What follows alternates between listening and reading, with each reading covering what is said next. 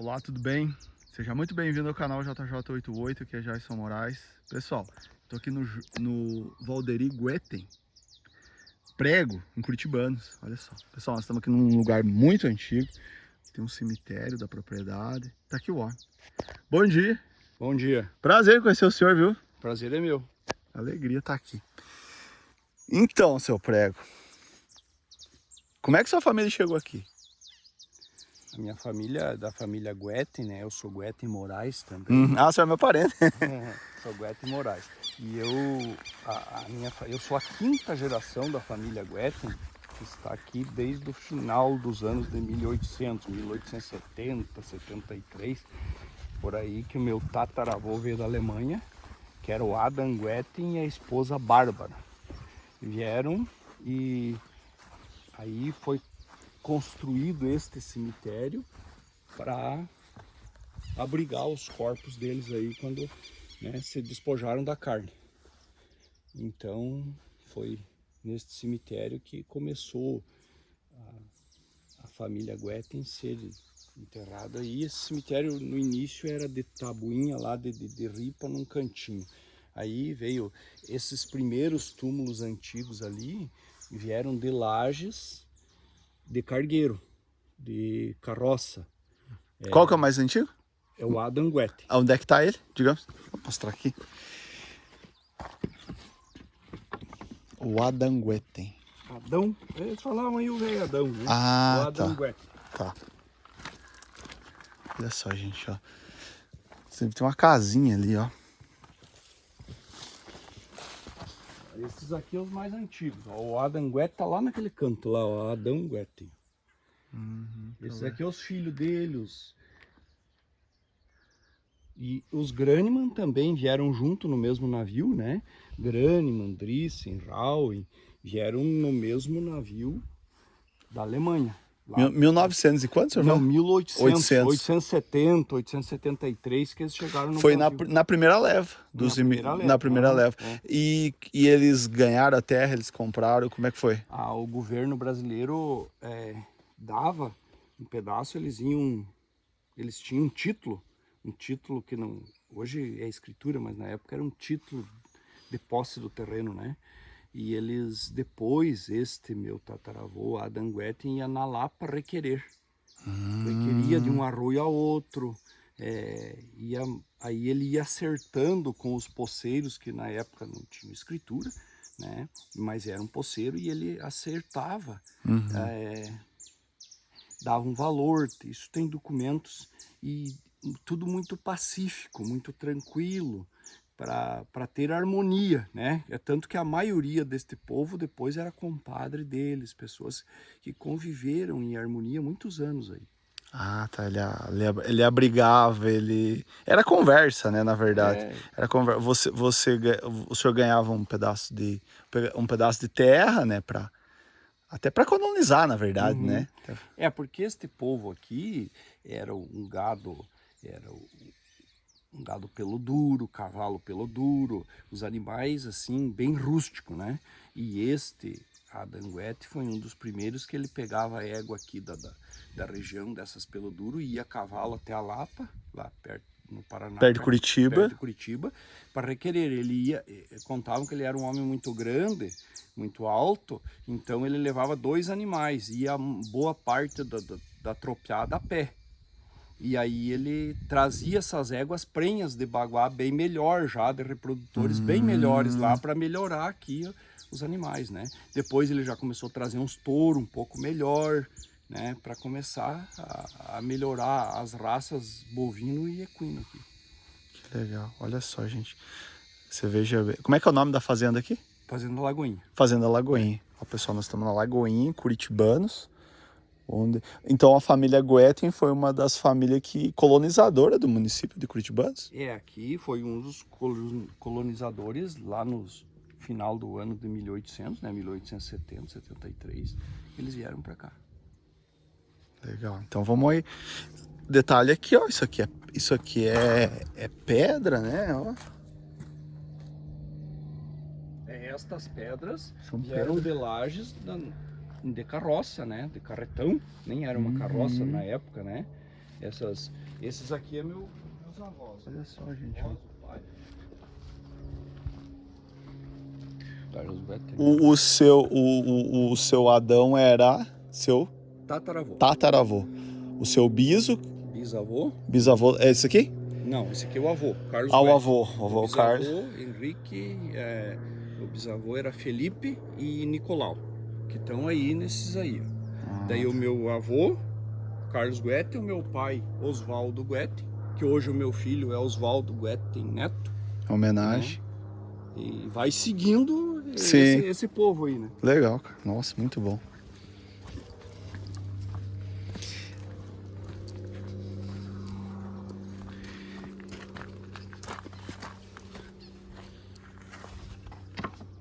Pois é, a gente olhando esse lugar aqui tá a história, né, desse povo, da sua família, né, que chegou aqui.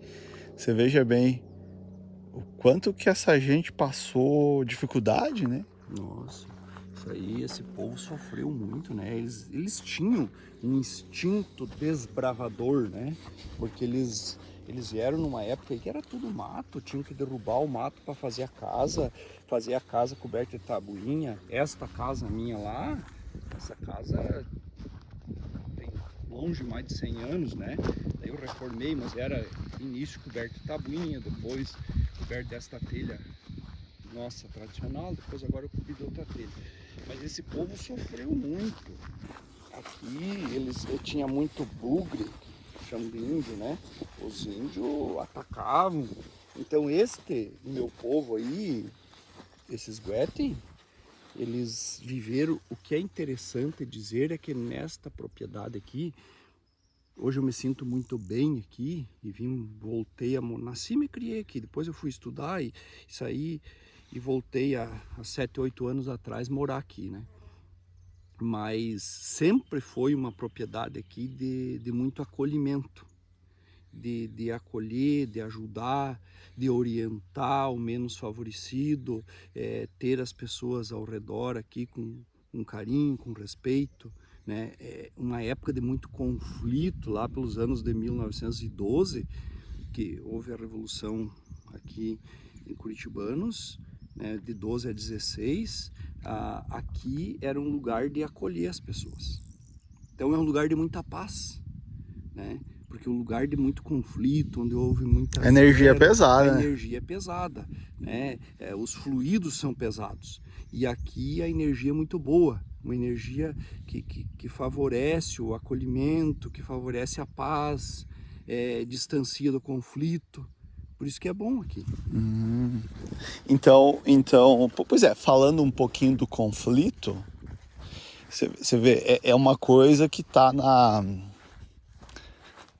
1912, 1915, tá ainda vivo na memória desse povo de curitibanos, né? Há pouco tempo eu conheci gente ainda que eram desta época do jagunço, né? De 1912, 1916, que era da época do jagunço. Eu conheci, inclusive morou conosco o Vitão. O Vito era da época, ele tinha um reveso na cabeça dele assim, que ele contava que o Olhodato, que era o chefe do jagunço, deu um rabo tatu na cabeça dele e ele ficou desacordado. Ele tinha 6 anos. Ele morou com nós aqui, era muito gilete, era domador e ajudava a domar. Inclusive o pouco que eu sei assim da doma, eu aprendi com ele, né? E histórias, você falou do sofrimento, né? Já é bem mais recente, coisa de 77, 78 anos atrás. Mas eu tenho um irmão, o Aldair, que é historiador e conhece bem mais do que eu conheço assim por cima, né? Mas este meu irmão, quando o pai foi servir, em 1944 para 45, que era o final da Grande Guerra Mundial, o meu irmão nasceu nesta casa aí, né? E contam que o meu pai tinha pego uns animais para domar, uns 20 e poucos animais, e daí foi convocado para ir servir, né, na guerra. E quando ele foi convocado, a minha mãe estava grávida do Aldair, E ela que terminou a doma e entregou os cavalos, né? E daí nasceu meu irmão, e até tem uma história muito interessante nesse sentido, que vem ao encontro da espiritualidade, das coisas espirituais, né? O meu pai foi servir em 45 e lá ele, em simulação de combate, que ele não chegou aí para o combate da guerra, mas na simulação de combate ele foi ferido e um tiro pegou próximo da virilha dele, cortou fundo e ele ficou 40 dias em coma. E foi doado sangue para ele, e eles faziam teste, né? E ele ficou à beira da morte numa experiência de quase morte. E nesta experiência de quase morte ele veio aqui nesta casa, e ele viu que o meu irmão tinha nascido, que tinha um bercinho, que tinha vários móveis que não estavam quando ele foi para lá, e ele viu. E aí voltou do coma, melhorou e tal. E em função disso ele foi condecorado lá e ficou cabo do exército, né, do pós-guerra. E ele descreveu tudo isso numa carta, dizendo que ele tinha sido ferido, que veio aqui, viu isso, viu aquilo, tal, tal. Fez uma descrição completa de algumas coisas que não tinha como ele saber se ele não tivesse deixado o corpo físico lá e vindo aqui em perispírito, né? Puxa vida, que legal, hein? A gente fica pensando nisso. Me arrepiei porque é muito legal isso. Eu gosto disso. Isso é uma... Como é que eu vou dizer? Pois é, uma pergunta aqui. O seu pai, ele foi em pré-combate. Ele foi lá para a Europa ou era aqui? Não, ele foi na Guanabara, no Rio de Janeiro, e ele ficou guarnecendo a fronteira ali, né? E eles ficaram em simulação de combate, em treinamento. Né? Se Já preparando para embarcar. Já era no final da Grande Guerra, né? Da Segunda Grande Guerra em 45. Foi no finalzinho da Segunda Grande Guerra, ele não chegou a ir para combate. Ele ficou ali, né? Mas isso aconteceu com meu avô. Meu avô também, meu avô ali de Capão Alto, né? Ele embarcou, ele ficou na base aérea de Florianópolis e eles estavam preparados para ir quando acabou a guerra. Inclusive eles iam... Mas eu acho que o pessoal que foi até Rio de Janeiro, do Rio de Janeiro, provavelmente embarcava para lá. Alguns de 44 ali embarcaram. O meu pai já pegou o final, né? Mas uma das coisas interessantes, assim, e negativas para isso, é que daí tinha um outro primo do meu pai, o João Guetti, Grânima, todos eles, esses ex-pracinha aí, eles vieram com muito problema psicológico, né? Eles vieram viciados em cigarro, em bebida, que saíram daqui, não tinham esses vícios, né?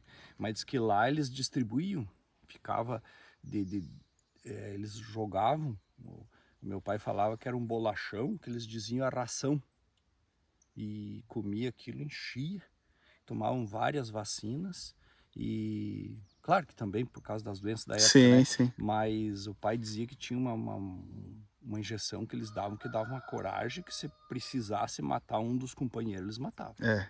Olha só. Isso vem de encontro com meu avô. Meu avô faleceu em 2017 com 90 e lá vai 95. E ele falou exatamente isso. Que diz que no quartel, o Manuel Moraes, que era meu avô, que eles estavam para embarcar de uma semana para outra. E aí diz que uma choradeira, rapaziada. Mas diz que era uma choradeira naqueles alojamentos, porque a minha mãe e meu pai, o meu avô tinha uma filha, já, igual o seu pai.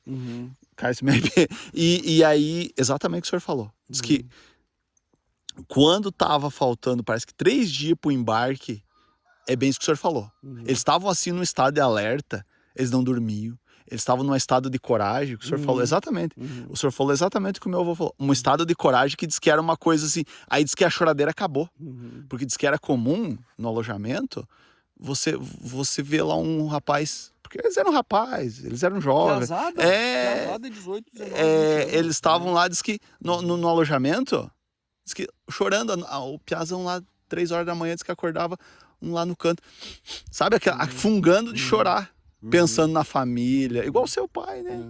Coisa de louco isso, né?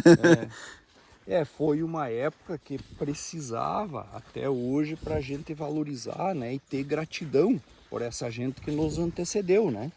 Porque este povo que nos antecedeu aí sofreram muito. Hoje a vida é fácil. É, Por isso que a gente vê as dificuldades aí que nós temos como dificuldade, nossa, perto do que esse povo aí tinha, meu Deus, nós estamos no céu. então, Temos que agradecer todo dia e ter a gratidão como um fundamento da nossa vida, né? Porque é verdade. Nossa. E essa casa aqui que nós vamos mostrar, ela foi feita quando?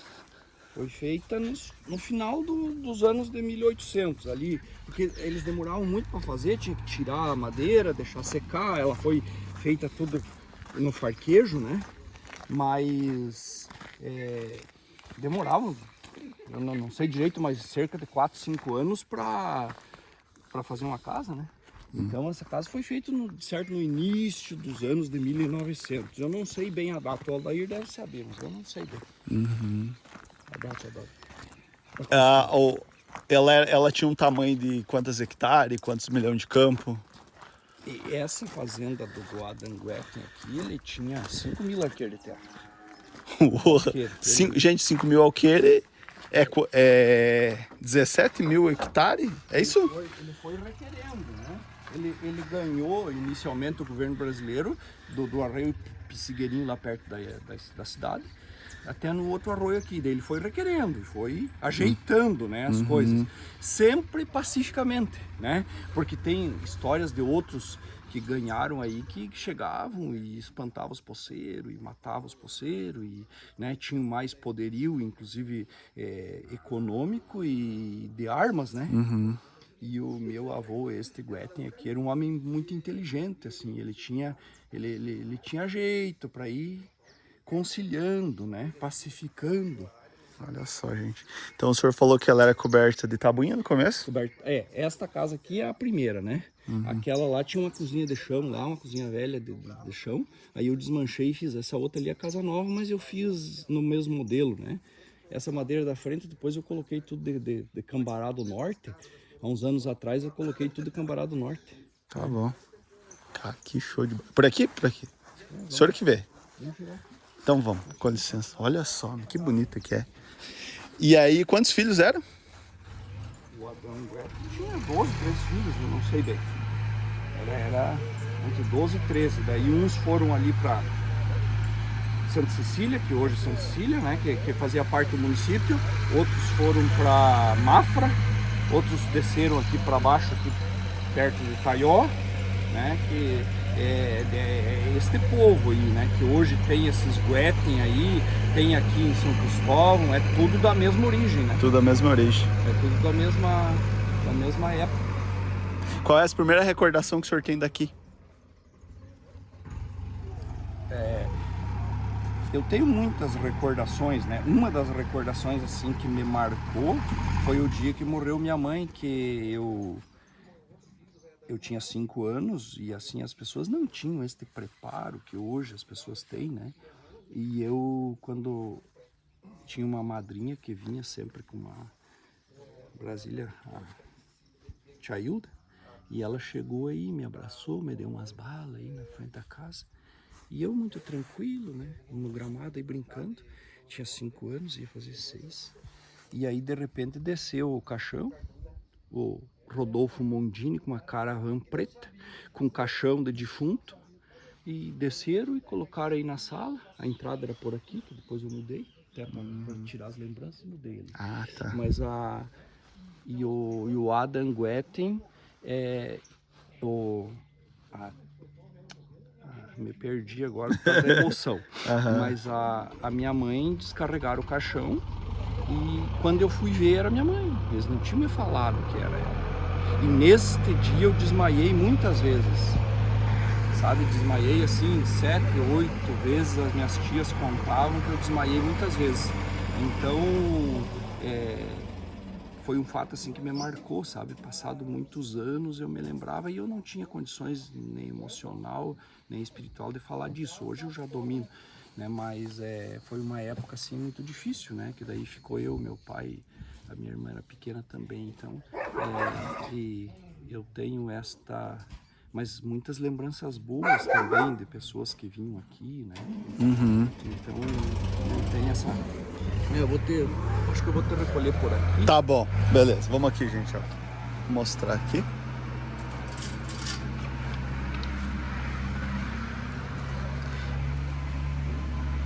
É uma casa que tem mais de 100 anos, mais de 120. Bem mais de 120. Mais de 120. Olha o pessoal tirando calçado aqui. Olha aqui. Essas fotos aqui?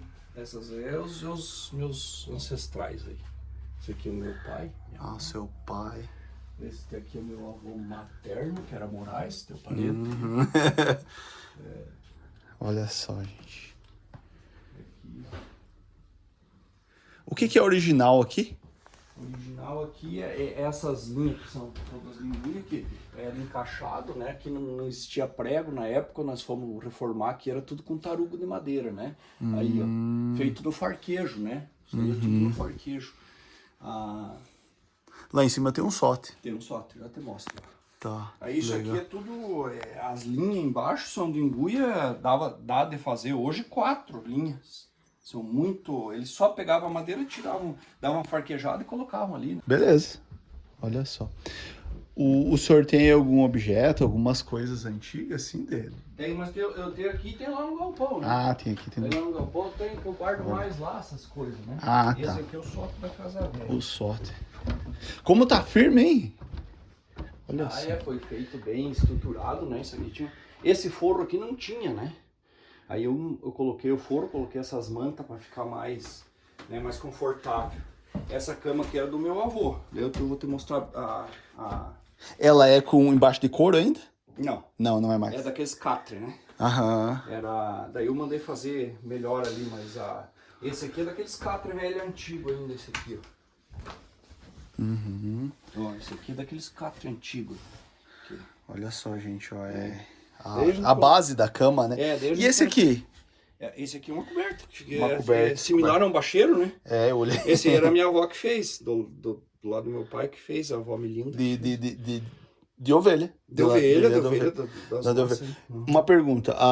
Tinha o lugar que os piá dormiam, que as meninas dormiam. Onde que é? Aqui em cima era os piau, aqui nesses quartos aqui.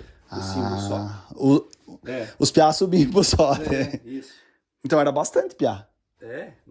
Lá os avós e tudo eram bastante, né? Até tem um assunto interessante que o meu irmão, o Aldair, eu nem era nascido, ele tava um dia para subir aqui no sótão para dormir e deu um raio. Ô, louco. Um pouquinho antes dele subir, deu um raio ali. E rachou, bem onde era a cabeceira da cama dele. Se ele tem subido 1 minuto antes, ele tinha viajado. Bah, que coisa, hein? Ó, e aqui dá pra ver, olha só. Olha, né? A madeira depois nós pintamos, mas é madeira bruta, né? Aham. É madeira bruta mesmo. Madeira tirado na mão. Na mão. Olha só, gente, que lugar bonito. Tinha ainda aquele... Tem, tipo, aquele quarto que passava por dentro do quarto do pai, as meninas. Tinha, mas depois eu mudei as paredes aqui. Ah, tá. Foi mudado a forma de repartir a casa, né? Esse aqui era o quarto da minha avó também, essas cobertas aqui eram antigas. Pá, olha só. Gente, olha essa coberta aqui, são velhas, né? São antigas. Olha só, Mas gente. tem umas quantas dessas aí por dentro dos... Esses aqui são armários antigos Esse aí também, né? também. Esse aí é... São armários antigos, né? Ó, essa penteadeira aqui, que era também foi feita, que o Arthur que fez, ó, que era meus avós, que é o Carlos Guete e a Ermelina lá, ó. Ermelina E Carlos. Que legal. Guardava também dos velhos e deles antigos, né? Pá, que show de bola. Olha a pessoa... Pois é, o senhor falou na parte espiritual, que bom que o senhor tenha consciência, né? Que para merecer cuidar disso, né? É uma pessoa que tem que ser... Eu acho que tem que ser muito espiritualizado, né? Pelo menos tem que entender isso, penso eu, né? Eu no meu pouco entender, que ainda eu estou engatinhando nesse sentido da espiritualidade, né? De entender o que os olhos da carne não podem ver, né? Mas eu penso que a nossa ligação nesse sentido é pela oração. né? Orar por uma ação que você quer que aconteça e uma oração bem sentida, né? E aí você entra em contato com esses seres da outra dimensão que nos auxiliam, né? Seres evoluídos que vêm para nos auxiliar, nos indicar o caminho certo, porque a gente ainda é muito criança, independente da idade, né? A gente ainda tá muito verdinho nesse sentido. Então eu penso que para a gente fazer uma boa administração dos bens terrenos que nos sirvam e sirvam para os que estão em volta, né, a gente tem que ter esse discernimento. E esse discernimento nem sempre vem só da gente, vem dos espíritos superiores, dos ancestrais, das pessoas que nos querem bem, do nosso anjo da guarda, que está na outra dimensão, mas está com a gente. Então, é nesse sentido que eu penso assim, que a nossa responsabilidade é muito grande, né? Porque Jesus já dizia: o que fizeste dos filhos que te confiei.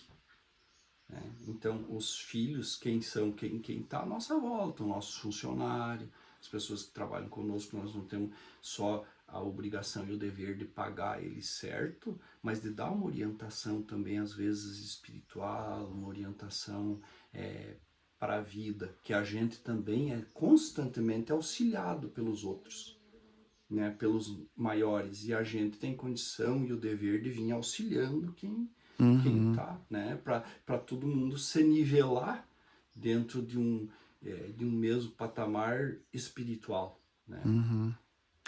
E você veja bem, e tudo isso vem de encontro com esse nosso trabalho, com esse nosso vídeo aqui, ó. A gente poder mostrar isso e as pessoas se conectar, né, com uma parede que nessa aqui, né, a pessoa lá vai, sei lá, 5, 10, 100 pessoas vão lembrar, isso aqui, né, como é que chama isso aqui? Essas linhas? Não, é uma cortina. Não. É uma cortina? É uma cortina. Uma cortina antiga, olha Viu? só. Aqui, ó, se você notar aqui, se aproximar, você vai ver o detalhe dessas janelas, são todas assim, são farquejadas, ó. Isso aqui é tudo farquejado. Todas as janelas são assim. Sim, né? Isso aqui é embuia. Você vai ver aqui, ó, daí dá pro jardim ali. Interessante que de manhã aqui os passarinhos cantam muito ali, ó. Você vai observar ali que já canta passarinho. Ó, tem mesmo. Que legal. Show de bola. Olha, esse aqui também é uma... Esse aí é do meu avô. E daí quando as costas dói, que eu ando muito a cavalo, daí eu coloco aí, ó, pra dar uma...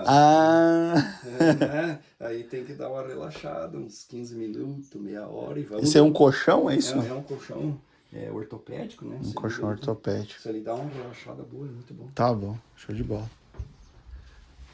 O que era guardado aqui embaixo antigamente? Aqui era guardado, Embaixo da escada. era guardado alimento. Tipo uma dispensa? Uma dispensinha que era guardado alguma coisa, né? Era guardado aqui. E daí em cima lá tinha um caixão que era guardado... Em cima do sote? Em cima do sote.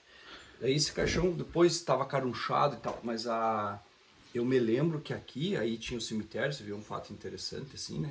Que aqui tinha o cemitério, então na sexta-feira santa e no finados, era nossa obrigação aqui, pegava todas as coroas eram guardadas aqui no sote da casa, as coroas do lado do cemitério guardadas aqui, e na sexta-feira santa e no finados, tinha que levar lá e colocar uma em cada lugar bem certinho. E daí tinha um caixão de defunto que era feito ali, de madeira, isso quando eu era bem pequeno, depois já não era mais assim, mas era feito aquele caixão, nós guardava batatinha, guardava laranja, moranga dentro. Daí morria era ocupado aquele caixão e já era feito outro. Porque não tinha essas funerárias. Né? Tinha um caixão de reserva. Tinha um caixão de reserva. Morria uma pessoa que estava mal, já eles iam fazendo outro. E era assim.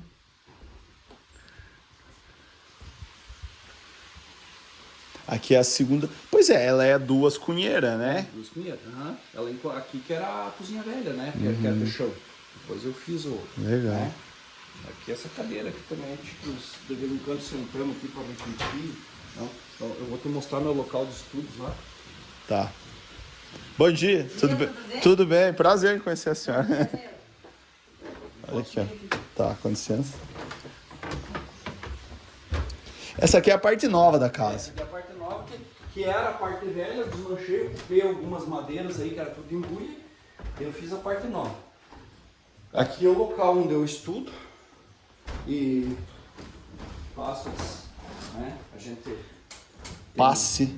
Ah, o senhor é espírita mesmo. Eu sou espírita. O que é passe?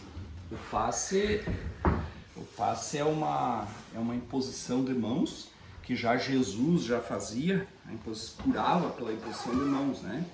Então, o passe, você é um transmissor de energia. Você recebe a energia do mundo espiritual através do teu chakra, né, dos teus centros de força, e com a força da vontade, da dedicação, da força do pensamento, você transfere ao paciente que está na frente. Né? Isso é o passe, é um benzimento, é uma bênção, independente da religião. Né? A doutrina espírita acolhe todas as religiões. Né? Então, a gente, como aplicador de passe, que antigamente existia o passista, mas de passista dá uma outra ideia. Então, o aplicador de passe, ele através da força da vontade, claro que tem que ter uma formação, né? E ele vai transferir energia a todos os centros de força do paciente para reequilibrar os centros de força, né? E então a pessoa recebe aquela energia divina, transformadora, faz a concentração, transfere. Isso é o passe, né? Aqui, ó. Caridade ensinada por Jesus. Este livro aqui é o primeiro livro do Chico Xavier. Esse livro tem poucas tiragens, é um livro que é muito completo, assim. Ele, inclusive, tem algumas questões aí que o Chico fez algumas previsões. Pessoas, se você observar aqui, ó, tem esta letra. E aqui daí todas a descrição, ou outra letra que ele escreveu com a mesma, né? Ó, aqui a outra letra, são muitas cartas, as originais, né? Lá no começo do Chico No Xavier. começo de Chico Xavier. Esse livro depois da morte dele que foi impresso, né? É um livro bem... Aí tem algumas coisas aqui que a gente tem que ler com muita atenção, porque ele tem um... mas aí também tem a descrição aqui no... Tá. Para quem é leigo no assunto, quem foi Chico Xavier? O Chico Xavier foi um dos que divulgou o espiritismo no Brasil. O espiritismo lá faz uns 160 anos, pelo Allan Kardec, né? O Allan Kardec codificou o espiritismo.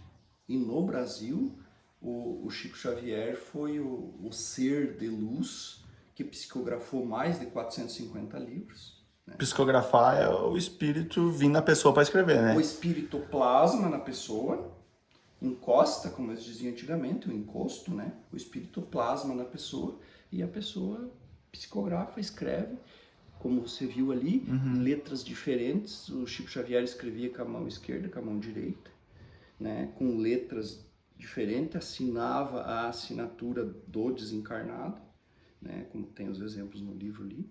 E então o Chico Xavier, na verdade, no Brasil, pode se chamar assim como o pai do espiritismo.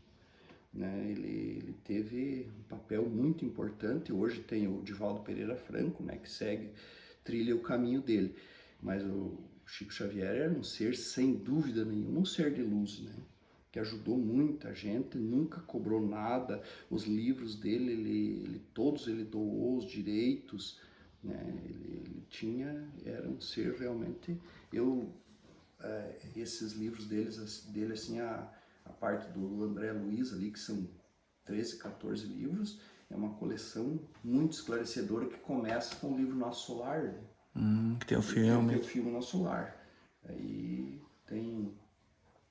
tem outros que vêm, né? Mas o que é interessante a gente fazer um paralelo, porque a Bíblia aqui, Bíblia Sagrada da Paulus, né?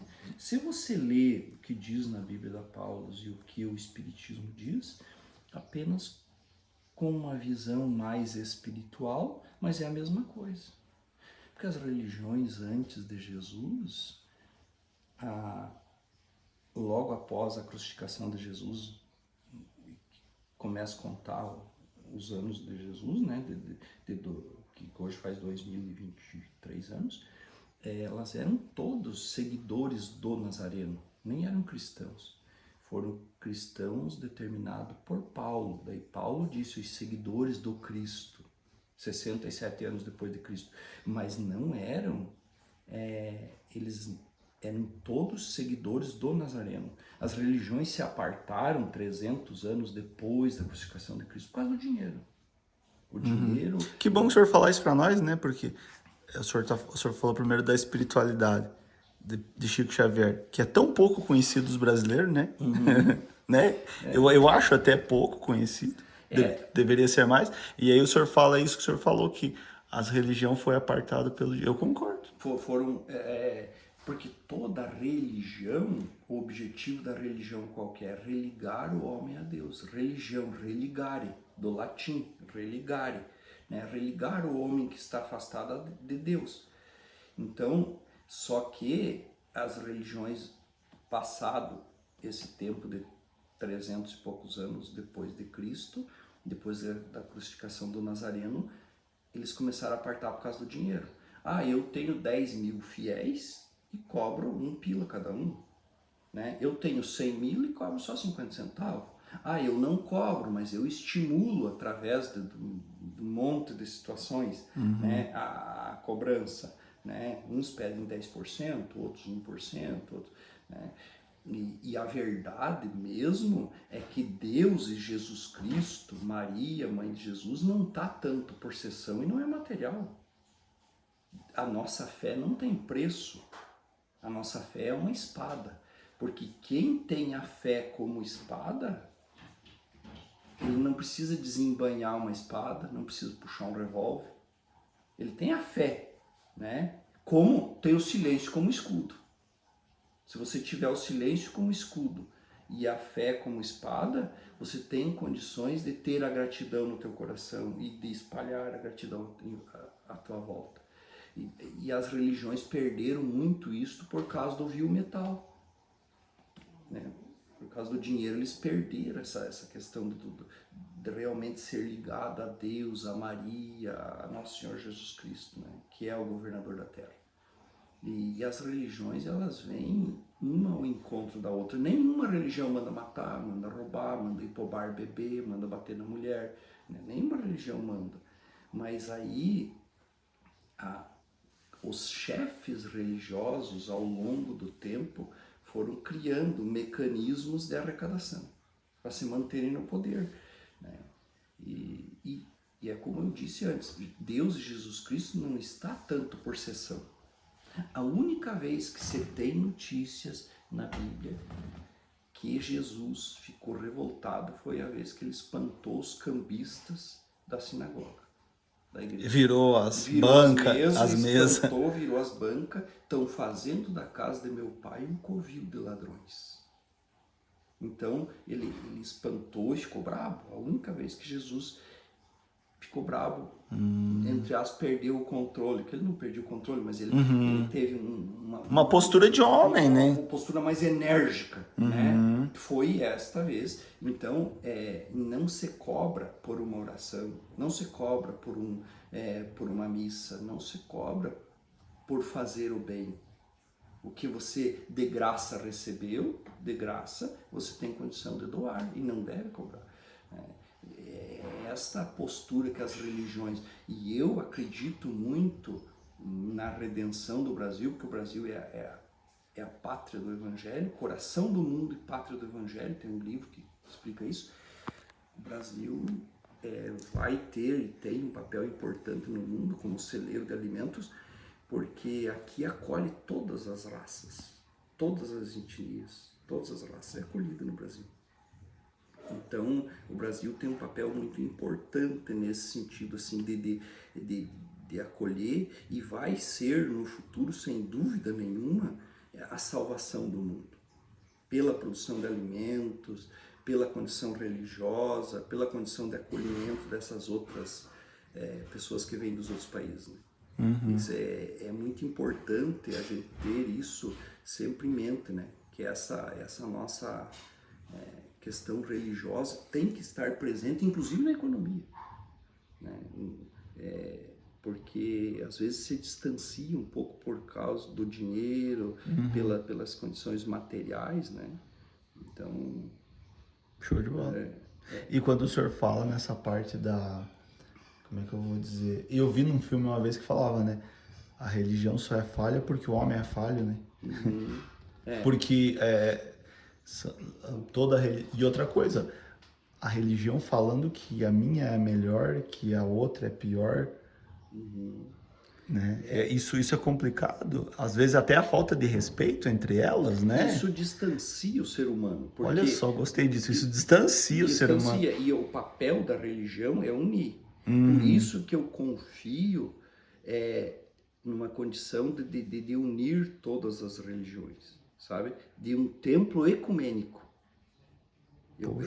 Porque o templo ecumênico ele vai reunir todas as religiões, respeitar e ter uma condição de a pessoa pensar, né? Ver o que realmente tem fundamento, né? Que a fé conforta, que a fé alimenta. E isso é o papel da religião, né? Religar o homem a Deus. Então, quando começa... a única coisa que se soma dividindo é o conhecimento.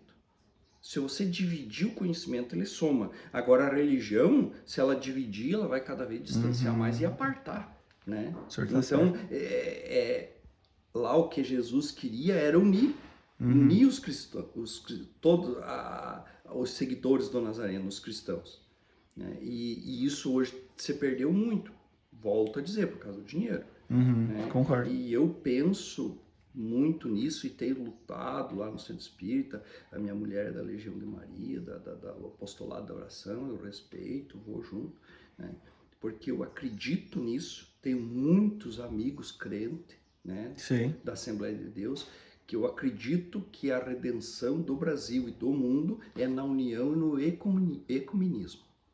Quando houver uma união de todas as religiões, fortalece e combate um monte de situações negativas. Verdade, concordo. Nossa, concordo muito com o senhor. Porque, eu tenho o meu jeito de orar com o rosário, digamos, né? E o irmão tem o jeito dele de ajoelhar, mas os dois estão certos da sua forma, do seu jeito. Porque aí o que acontece? Se eu acostumo de orar de joelhos, você com o rosário, outro olhando para o passarinho, outro olhando para o sol, outro para a lua, é o ciclo sinal para a tua mente que você está entrando em oração. Ele dá um ciclo sinal para a tua mente que você está entrando em oração. Então a forma de se entrar em oração é individual de cada um. Não é assim, O meu jeito é o certo. É o jeito certo para ele. Uma doutrina que todo mundo tem que se ajoelhar, todo mundo tem que baixar a cabeça. Aí é uma doutrina dominadora, né? A doutrina boa é aquela que deixa o ser livre, né? Que deixa o ser livre, porque Deus e Jesus Cristo é muito simples. Você veja que Jesus Cristo, em toda a história, você pode ler, que ele era simples demais. Inclusive ele disse para os apóstolos, quando forem pregar, não levem nem 2 túnicas, nem 2 sandálias, vão o mais simples possível. Por que hoje tem que ter um monte de paramento, coisa na cabeça, um monte de coisa? Por quê? É para chamar atenção e para ser um objeto de dominação. Dominação e poder. Dominação e poder. Por que às vezes o presidente da celebração, ele tem que estar mais alto que o povo, tem que estar com uma lâmpada em cima, né? Tem que estar com o anel do pescador. Tem que estar com o anel, né? Ele tem que ter às vezes um cálice de ouro. Isso Jesus Cristo era simples, Jesus Cristo era muito simples. E a doutrina de Jesus, a doutrina do sublime nazareno, ela é simples. Foram enfeitando para dificultar com objeto de domínio. Mas é só você não fazer para os outros o que você não quer para você, né? Ter a gratidão no coração, né? Que você está na doutrina de Jesus. Não precisa muita coisa, assim, mas tem que se ajoelhar, tem que isso, tem que ser benzer. Bom, quem faz isto e se sente bem e é um objeto de fé, ótimo, né? Mas não que precise para se dirigir a Cristo, a Jesus Cristo, a Maria, mãe de Jesus, Maria Santíssima, né?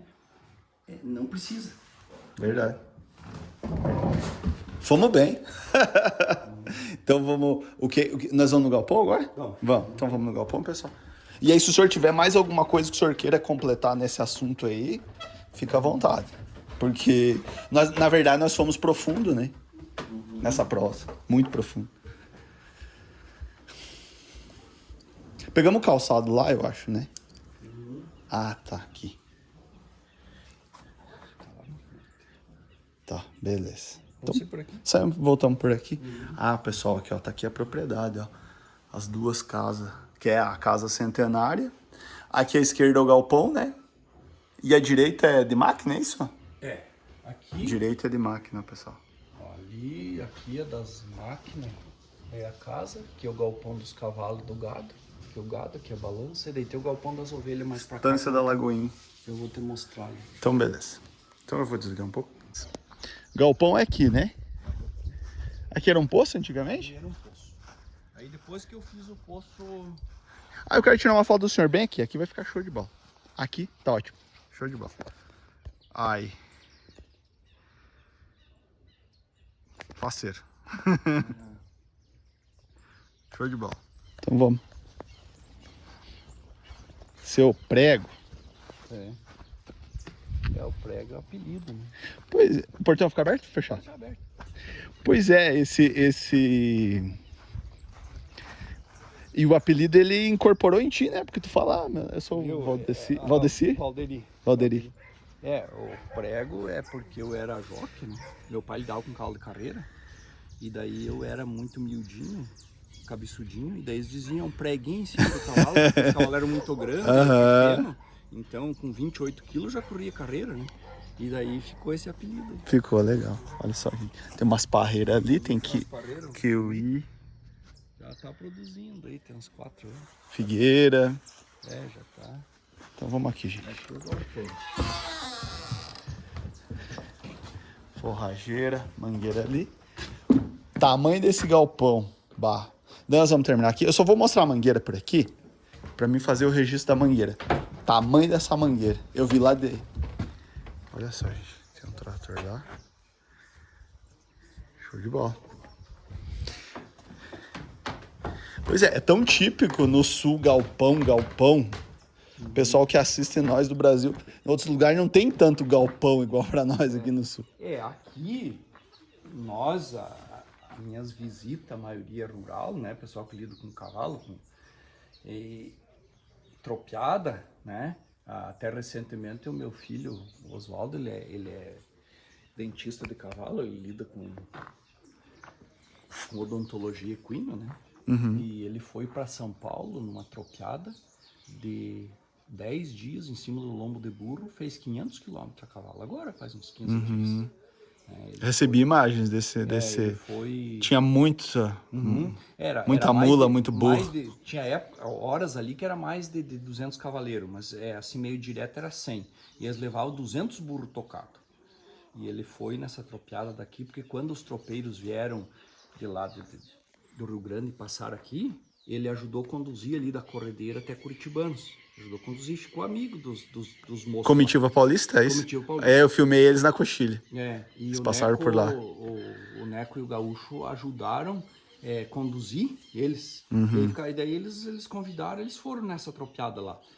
E o Neco foi numa também recentemente, e hoje ele está em uma ali em Lontras, mas ele foi em uma na Coxilha Rica, fez o caminho das tropas, que os burros passavam 8 quilômetros, só um atrás do outro, os burros tinham que se ajoelhar para passar. Ele foi agora também, há uns tempos atrás. É uma experiência fantástica. Mas para te mostrar ali, ó, esse aí é os carretão que tinha antes das carroças raiadas, que tinha, né, era carretão, que seria hoje um carrinho de mão grande para nós, ó, aquele as cangaia velha que já desmontou, os carretão, e esses aí, os arreios que tem,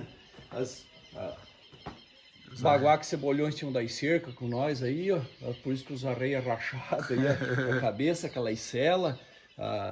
Que legal. Você tava falando do seu filho, que ele é dentista, né, de cavalo. Ele é veterinário Ele é dos veterinário. animais, né? Mas a especialidade dele, ele fez em Curitiba, ele fez odontologia equina. E hoje o forte dele é a odontologia equina, né? Ele trabalha com a odontologia. Mas faz de tudo, né? Faz cesariana, faz tudo. E, né? Tem que trabalhar, diz que homem e mula não dá cria, tem que tirar o lombo, né? Tem a marca sua aqui, alguma? Aí é do meu pai, ó, que hoje é do meu filho, ó. Ele marca o gado aí. Eu não gosto muito de marcar o gado, sabe? Hoje tenho brinco e eu não gosto de marcar. Eu uso o sinal e não marco, eu não gosto. Mas o Pra Neco judia gosta. e tal. Mas o Neco gosta e os burros dele é marcado, ele tem 10 burros aí de gineteada e ele gosta de marcar. E daí ele marca o gado com a marca dele. Eu tinha uma marca 9 minha, mas nem aboli, não tenho mais. Era o 9? Era um 9. E porque o meu pai fez assim 99 para mim e 66 para minha irmã. E era só virar os dois. Era mesmo? Daí eu tirei e achei muito Muito grande. número. 90, Já pra não judiar do animal. 9. Daí eu digo, eu não vou marcar mais. Daí o Neco marca, ele tem a marca dele, essa aí, ó. Essa aí é o OG, Oswaldo Guete. Daí ele fez uma outra aqui que é um pouco mais moderno também. Olha só, gente. Olha que bonito que é. Ah, tá. Não, e ele gosta mesmo porque ele deu uma...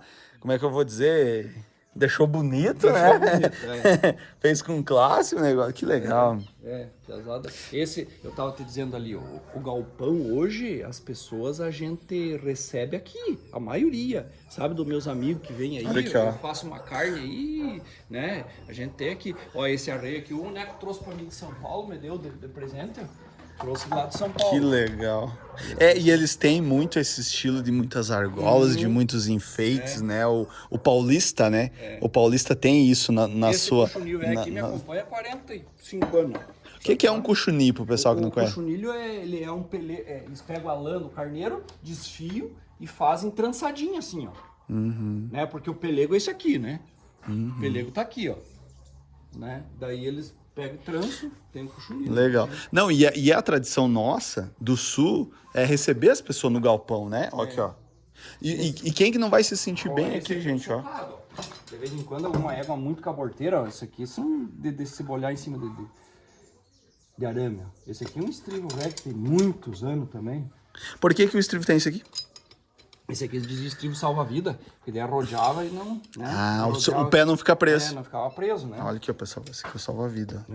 Show de bola. Esse aqui é de um metal muito antigo, né? E esse? Esse é o facão de pau que eu uso aí quando lava os cavalos.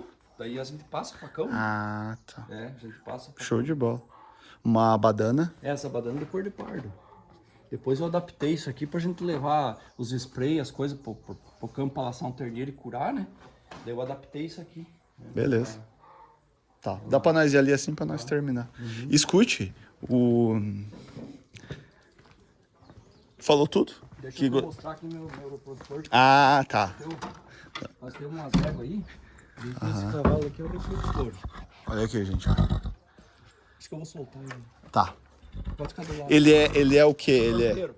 Ah, ele é campeiro. Nós criamos uma raça campeira. Pessoal, o campeiro é o machador, né? Aqui, né? Opa! Bonitão.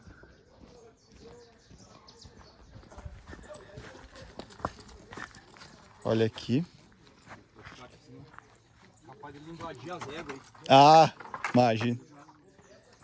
Olha aqui, pessoal.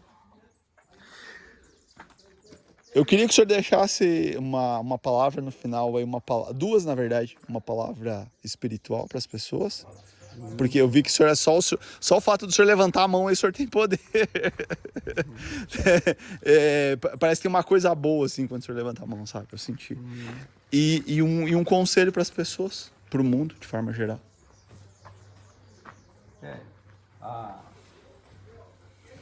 Primeiro que a gente tem muito pouca sabedoria.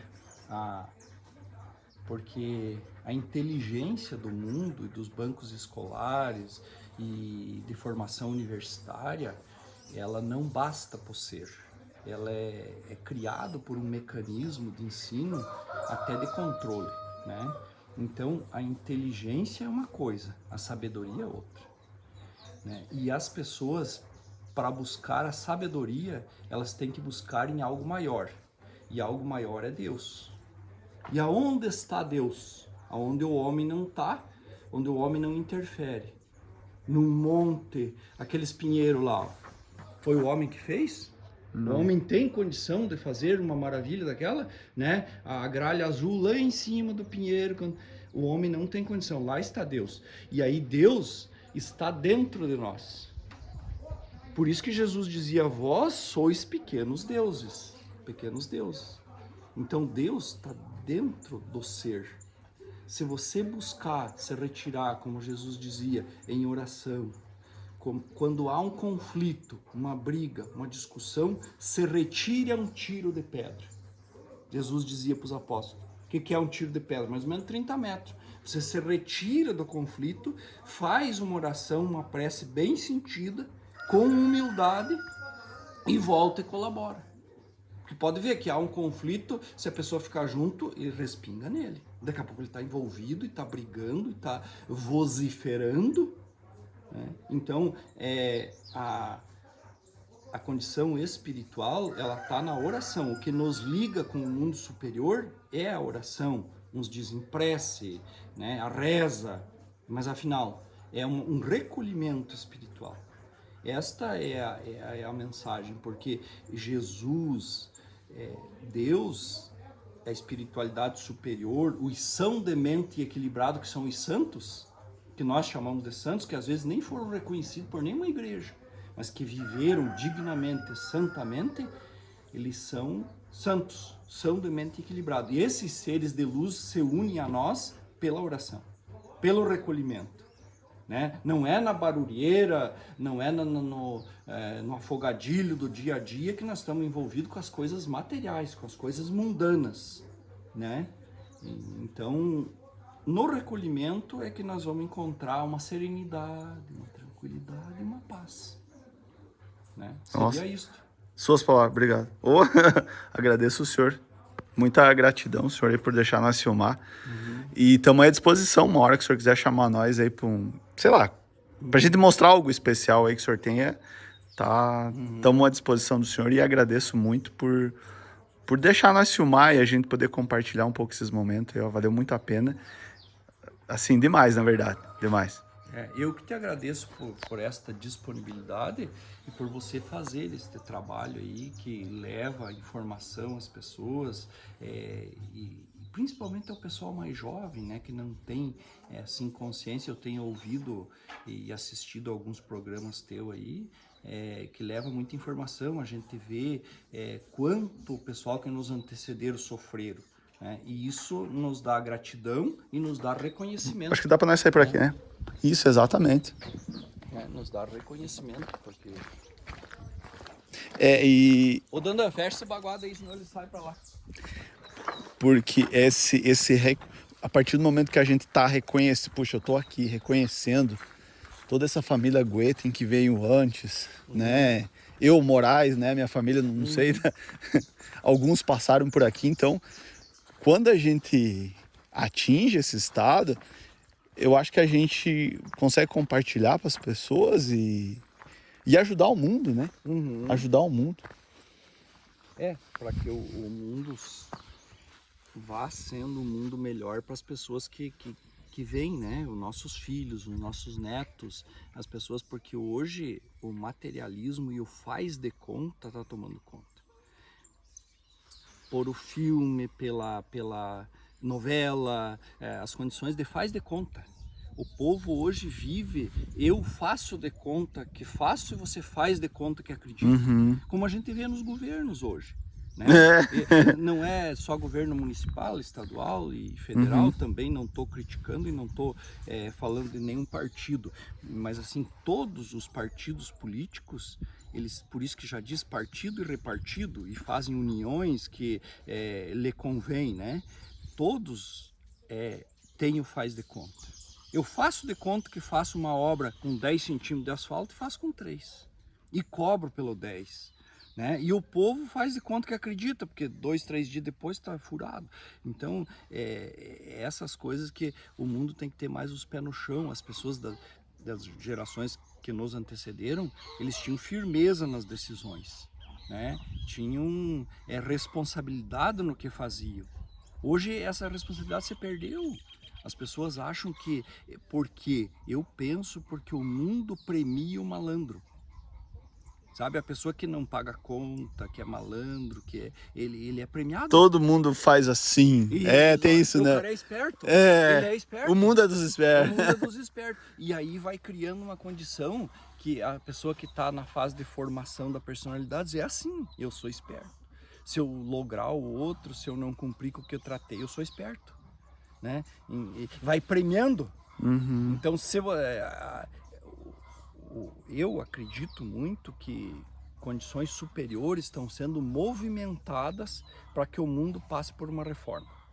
Né? Passe de mundo de expiação e provas para mundo de regeneração. Uhum. Esta é a minha fé. Certeza. Obrigado. Deus abençoe. Um grande abraço. Beleza. Eu quero tirar uma foto do senhor ali, ó. Só um pouquinho.